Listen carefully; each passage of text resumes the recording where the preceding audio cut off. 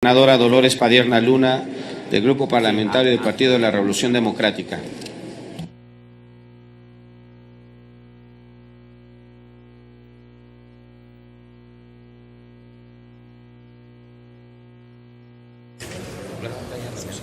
Gracias, presidente.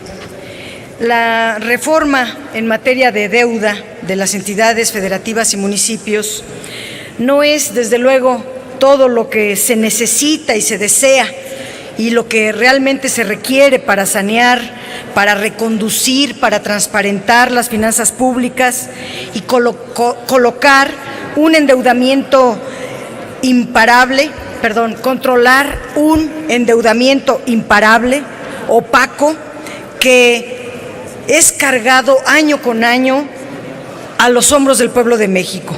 La deuda pública de los estados y municipios prendió focos rojos en algunas entidades cuando absorbió más del 100% de las participaciones federales.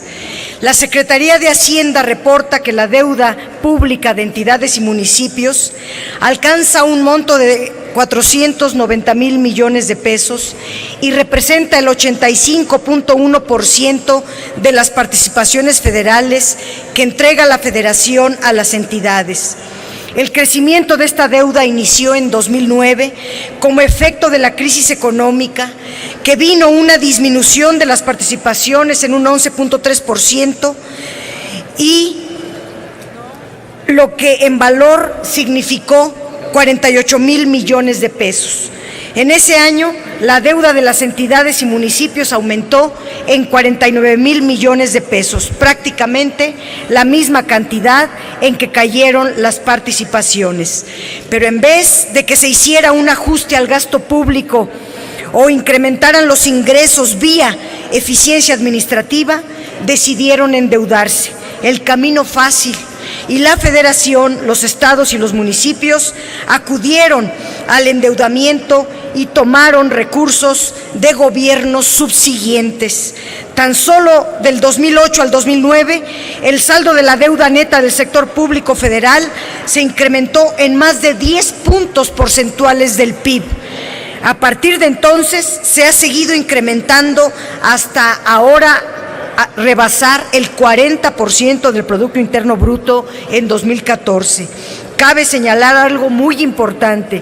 La Federación agregó a la deuda 20.4% del PIB y las entidades y municipios agregaron solo 1.2% al PIB. A partir de 2010, las participaciones federales recuperaron su nivel, pero a pesar de ello, la deuda siguió incrementándose en forma injustificable y sin explicación económica. Se convirtió en un negocio de unos pocos y una irresponsabilidad que trastocó las finanzas públicas.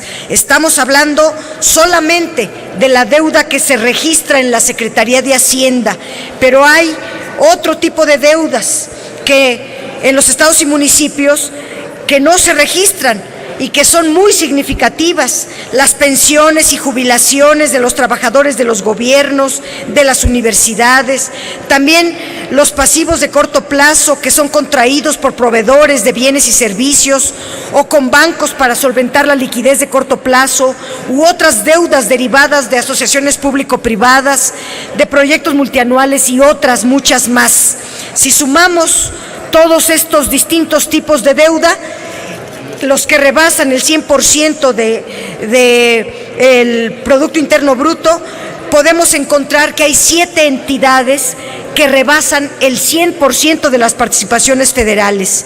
Coahuila, 251.9% de participaciones federales están comprometidas a través de deuda. Quintana Roo, 248.8%, Chihuahua, 245.9%, Nuevo León, 227.3%, Sonora, 119.9%, Veracruz, 119.7%, Nayarit, 111.6%. Hay 14 entidades que tienen comprometidas sus participaciones federales entre el 50 y el 100%. Leo solamente algunas. El Distrito Federal con 95.8%, Baja California 92.6%, Michoacán 87.6%, Chiapas 87.1%, Zacatecas 82.1%, etcétera.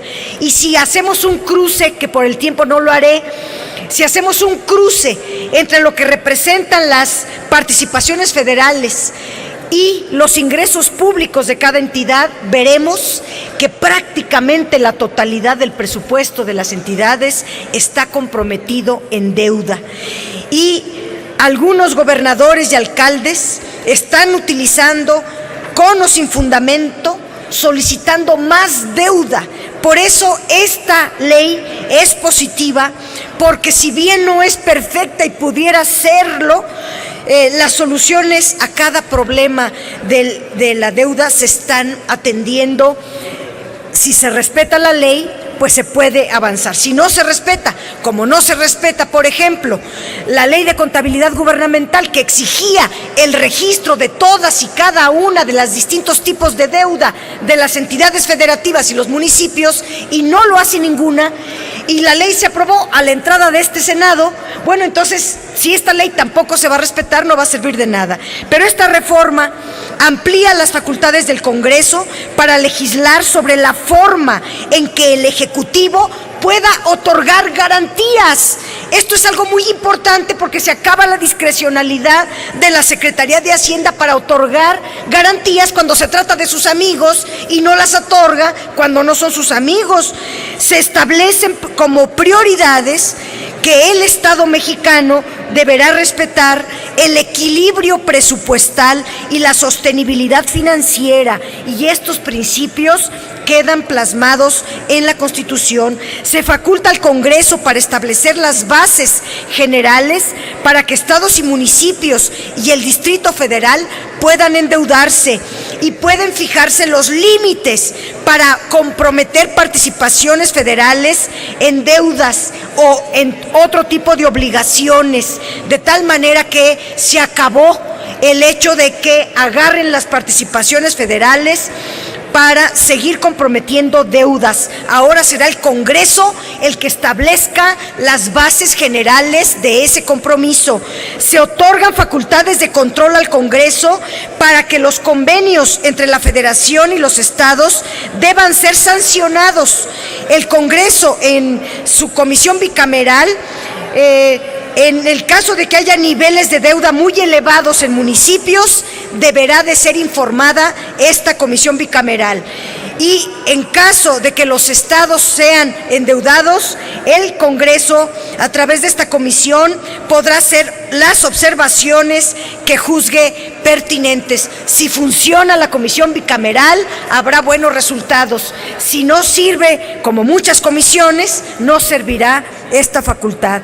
Un avance sustancial, y lo quiero subrayar, de esta reforma es que fortalece las facultades de la Auditoría Superior de la Federación, especificando que puede fiscalizar la deuda pública y podrá fiscalizar los convenios donde se establezcan garantías que otorgue el gobierno federal. Actualmente, la Auditoría Superior de la Federación pone como pretexto que no está expresamente facultada, y ahora queda expresamente facultada. La reforma al 108 es muy importante porque es en relación a las responsabilidades de los servidores públicos, que serán sancionados por un manejo indebido de los recursos públicos y los derivados de la deuda pública. Por ejemplo, si la usan en gasto corriente, porque en el 117 se eleva a rango constitucional que en ningún caso, subrayo, en ningún caso podrá usarse en préstitos para gasto corriente. También se establecen las bases, las características generales en que los estados y municipios podrán contratar deuda, y se establece un requisito de mayoría calificada para que los congresos estatales puedan aprobar la contratación de la deuda. Nuestro voto será a favor de esta reforma, no sin antes señalar que para resolver el problema de endeudamiento en estados y municipios y para que tenga estabilidad en sus finanzas públicas, se requiere una reforma más amplia y un sistema de fiscalización eficaz. La fiscalización en México está en crisis. No tenemos comisión anticorrupción, no hay un sistema nacional de fiscalización, tenemos una Secretaría de la Función Pública en extinción y tenemos un Congreso que no hace sus facultades de fiscalización y un control adecuado y en equilibrio del Poder Ejecutivo. Habría que hacer una verdadera reforma hacendaria que amplíe las potestades tributarias y un mejor ejercicio del gasto público. Además, está pendiente un sistema eficaz de fiscalización de cada peso público. Ese es el reto de las próximas semanas, conciliar posiciones para lograr un modelo de fiscalización que ponga fin al despilfarro, la desviación de recursos, la utilización de deuda en gasto corriente, la corrupción y la impunidad, además de fortalecer a nuestros gobiernos locales en el marco de nuestro pacto federal. Es cuanto. Gracias. Gracias, senadora Padierna.